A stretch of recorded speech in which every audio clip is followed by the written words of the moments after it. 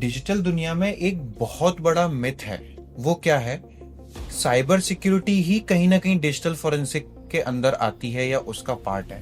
Part तो sir हम समझ सकते हैं, लेकिन इसको थोड़ा सा डिफरेंस करके बताइए। बहुत बड़ा कंफ्यूजन है, लोग इसी को समझते हैं डिजिटल फोरेंसिक ही साइबर सिक्योरिटी है। देखिए, मैं इस पे एग्जांपल के थ्रू बताता हूँ। फॉर एग्जांपल, कोई कंपनी है, उसने ने अपना प्रोडक्ट लॉन्च किया।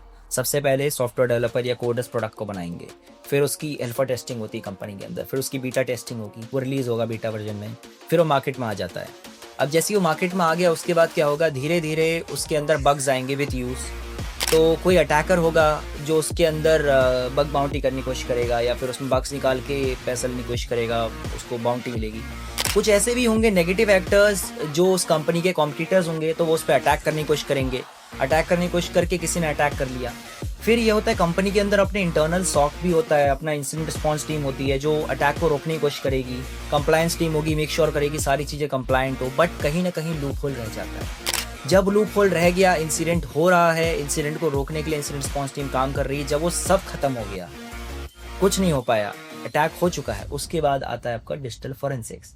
तो डिजिटल फोरेंसिक्स को जो लोग सोचते हैं कि वो साइबर सिक्योरिटी से मिलता जुलता है, डिजिटल फोरेंसिक ऐसी चीज़ है जो सबसे एंड में आता है। डिजिटल फोरेंसिक्स प्रोएक्टिव भी है, रिएक्टिव भी है।